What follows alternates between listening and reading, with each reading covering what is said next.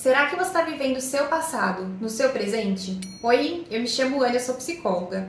E sabe aquele tipo de comportamento que a gente tem, que a gente nem sabe mais por que a gente tem, mas a gente continua reproduzindo? É sobre isso que eu quero refletir com você hoje. E antes da gente aprofundar no tema, eu queria trazer uma introdução aqui. Muitos desses comportamentos, eles foram desenvolvidos ao longo da nossa vida. Quando a gente era criança, quando a gente era adolescente, e que a gente não tinha condições internas de lidar com alguns problemas. Então a gente desenvolveu estratégias para tentar lidar com esses problemas. E uma coisa que acontece muito e que eu vejo acontecer dentro do meu consultório é eu receber pacientes adultos que continuam usando as mesmas estratégias que eles usavam lá atrás, sem se questionar se eles desenvolveram estratégia para lidar com essas coisas. É sobre isso que a gente vai conversar hoje. A primeira delas é a evitação. Então essa pessoa, por exemplo, tinha pais que brigavam muito e ela não sabia como lidar com isso. Então o que ela fez? Ela começou a tentar passar despercebida. Não dar trabalho, não trazer demanda para esses pais, porque quando ela precisava e eles não estavam lá, ela se sentia sozinha. Mas hoje o que acontece é a pessoa não percebe. Ela continua não pedindo ajuda e continua se condicionando a se sentir sozinha. Ela esquece de se perguntar se esse namorado, se essa amiga, essas pessoas que estão hoje na vida delas,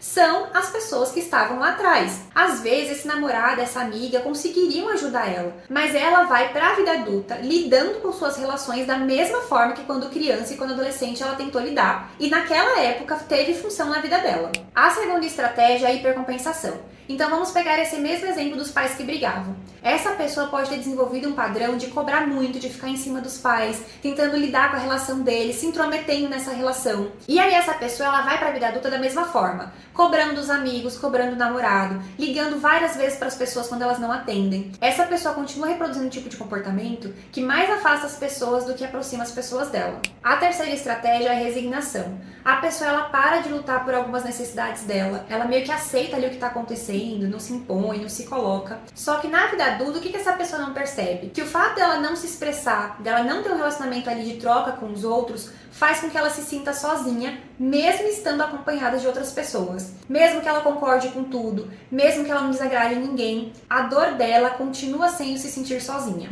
A escolha que a gente fez lá atrás de qual seria a estratégia que a gente usaria para lidar com as nossas questões não foi tão consciente assim. Por isso que também não é tão fácil mudar esse tipo de enfrentamento, esse tipo de estratégia que a gente usa. A gente continua utilizando porque foi o que funcionou lá atrás para a gente lidar com as nossas questões emocionais. Mas será que a gente precisa continuar usando as mesmas estratégias e logo conseguindo os mesmos resultados? Como adulto, hoje é sua responsabilidade cuidar disso. Lá atrás, os seus cuidadores, o seu pai, a sua mãe, a sua avó, o seu irmão, a sua irmã, podem ter falhado com você nesse lugar e você precisou, naquele momento, lidar da forma como você pôde. Mas hoje, na vida adulta, você pode desenvolver outras estratégias e outras ferramentas para lidar com essa dor que você tem. Inclusive, estratégias e ferramentas que mais te aproximem de lidar com isso de uma forma a sanar uma necessidade que você tem, do que continuar preservando ela sem ser sanada.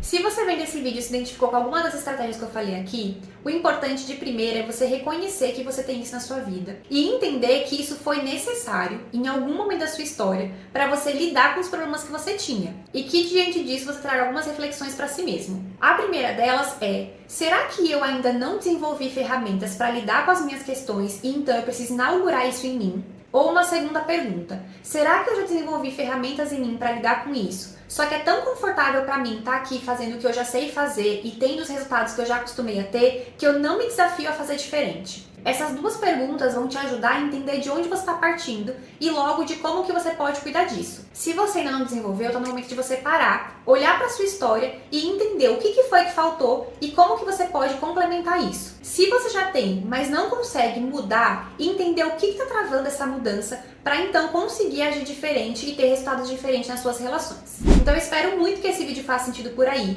que ele te faça refletir se você não tem agido hoje da mesma forma como você agia lá atrás, porque lá atrás tinha função, mas hoje pode ser que nem tenha tanto assim, para que você, como adulto, consiga se responsabilizar pelas suas questões emocionais e logo ter relacionamentos mais saudáveis. É isso, um beijo e a gente se vê amanhã.